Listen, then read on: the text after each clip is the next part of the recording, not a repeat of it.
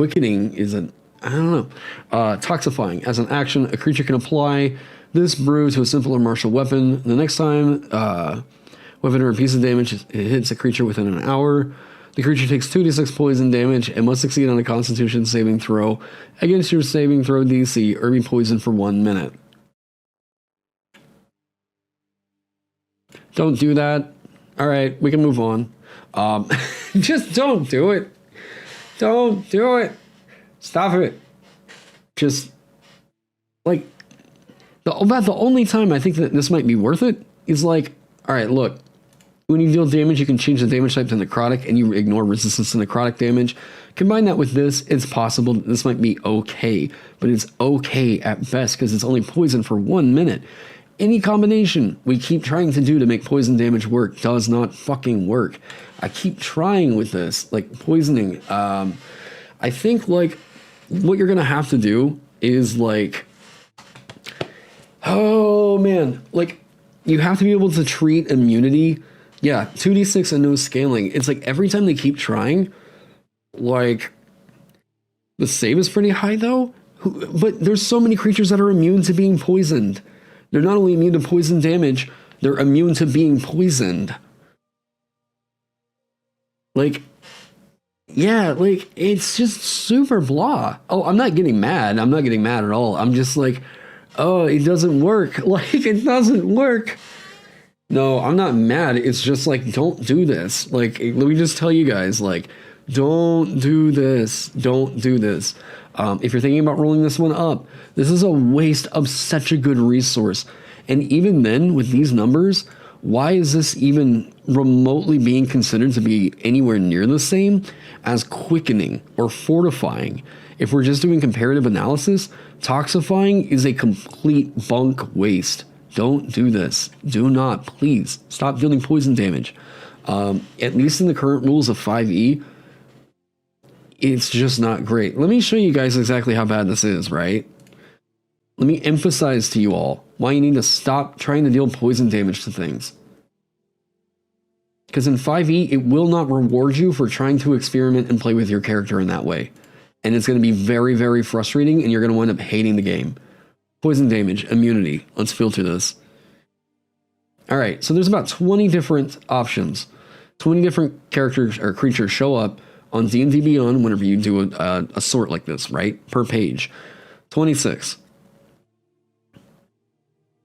And I know there's not a full 20 on the last page. Right. Let's just be conservative and say that there's 10, right? So 20 times 25 plus 10.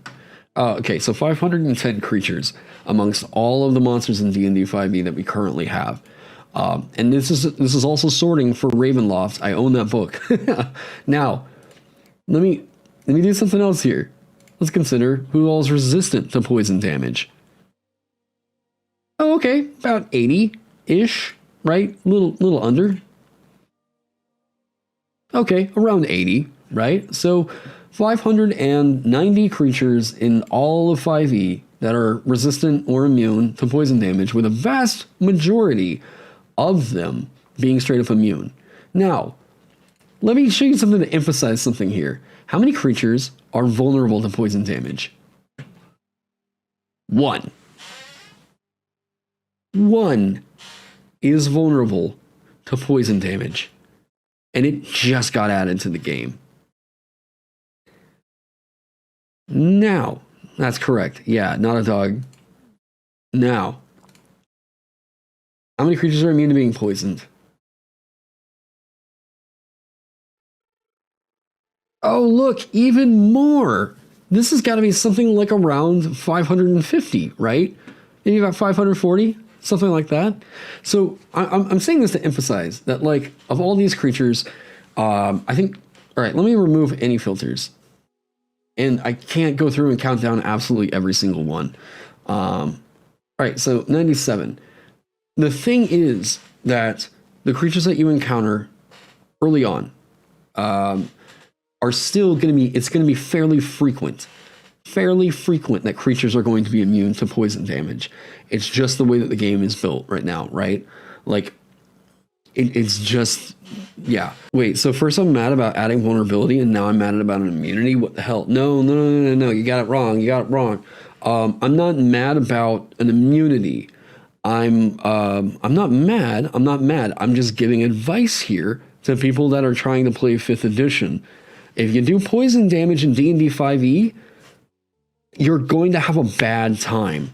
You're going to be wasting your turns because like it's just not an effective damage type. And I'm trying to emphasize that point here. I'm not mad about it at all. What I am saying is that poison damage is just that bad. And I keep getting pushback about it here on the channel. Like, I got 64 viewers in here, which, by the way, subscribe if you haven't already, if you're enjoying the content. But my point is that they keep making poison damage dealing like the sole feature that a lot of options get. And no, I'm not mad. No, I'm not mad. I can talk about something with fiery passion and not be mad. You chill. No, this is a damage type that if you're doing as a character, you will be very, very frustrated playing the game if you keep trying to do this, right? We've solved poison damage with the subclass option that lets you give vulnerability to use. Yeah. Hey, now you can just keep throwing vulnerability out there, right? My issue with poison damage due to its lack of effectiveness, WotC here says vulnerability to get that around, and you are against that as well. Okay, so you're telling me I need to build my entire character around being able to cause a creature to be vulnerable to poison damage to make poison damage effective, and they haven't included wording that, yeah, there you go, amplified emotion for entertainment. So, let me talk about this. They haven't included wording here that says that vulnerability overrides immunity or resistance. Because they didn't include that wording, they're leaving it up to DM interpretation, which means that they wouldn't have even solved for the issue in the first place. So, okay, let me say why I'm worried about vulnerability giving it to all, right?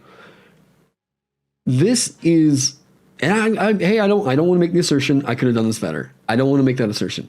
What I am saying is that it's creating a frustrating game loop.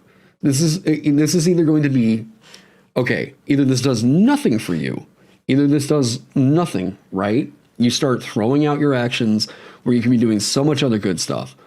Or you get to a game loop where it's simply, we have to make this creature vulnerable to make ourselves relevant in combat, which I don't think is healthy either.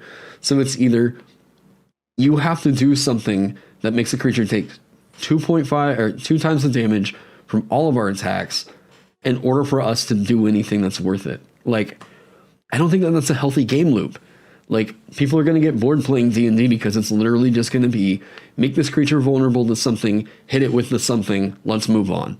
That's all combat will turn into. We have to recognize as designers what's healthy for the game. And, like, this is an option. This is an option. Absolutely an option. But this is, if this is the way that WotC is considering how valuable poison damage is, 2d6 poison damage is terrible compared to restoring 2d6 hit points and ending one of these effects right here. Don't ever believe that you would ever do this. Ever do this whenever these 2 other options are available here. This straight up giving you resistance to poison damage? So freaking good. So good. So good. Okay, wait. Mecha Gengar said, I don't think it's necessarily a healthy game loop, but if there's a problem and they introduce a solution, albeit an and one, we should at least consider it. This isn't a solution, and adding yeah, but I can recognize whenever something's a problem. I've been writing for this game for a real long time. Real long time. Like, okay, I've been, as much as you guys are here and you see my content and everything, I put in probably about 3, if not 4 times the amount of time in just writing stuff for the game and running the game. Anyways, I can recognize whenever I think that something is going to create a bad gameplay loop. And a bad gameplay loop is one that becomes the default for the entire party, which if you saw, is it Taking 20? If you saw his video on why he's quitting Pathfinder, is exactly the kind of problem that would wind up happening in D&D 5e. So, yeah. Oh, right there. Yeah, but we don't make things vulnerable to force damage because of the strats. It's for the meme. Yeah. So the way that they're trying to make poison damage work is that they're trying to keep it. Yeah. So they're trying to make it to where you can change it to necrotic, and then you come over here and then add your proficiency bonus to it, right? Instead, that doesn't work for this because this is not a spell. So like I track this. I can deal 2d6 poison damage, except I know that that's going to be really, really bad. So instead, I'm going to go up here and be like, oh, then I'm going to use this feature that costs me a resource to use to make the poison damage any good. So I'm doing 2d6 plus 4. Who cares about that at 10th level? Just cast Inflict Wounds. Stop trying to make it work. Just cast Inflict Wounds. Just do it. Just do that instead. It's like it's trying to make it work, but it's not, you know, like this option, poison damage. What I think Wizards really needs to do, okay, is they need to hire out some of the people that are in the homebrew scene to try and address a few core issues with some of the damage types in D&D 5e. The damage type circle in D&D 5e, the whole issue with crits, vulnerability. You want a color rating for the McDonald's? Better fries than what I've had in the past, but not the best. They'd be a blue. The burger, same thing. It's about a blue. Yeah, exactly. 2d6 isn't anything at 10th level. You're going to be doing better with this, especially on Warlock. Inflict Wounds. Just keep doing that. Just keep doing that. You've got so much other cool shit that you can do with it. The resistance to necrotic damage. Or the overriding resistance to necrotic damage. Yeah, don't try to make poison work. That's going to be a trap playstyle for you.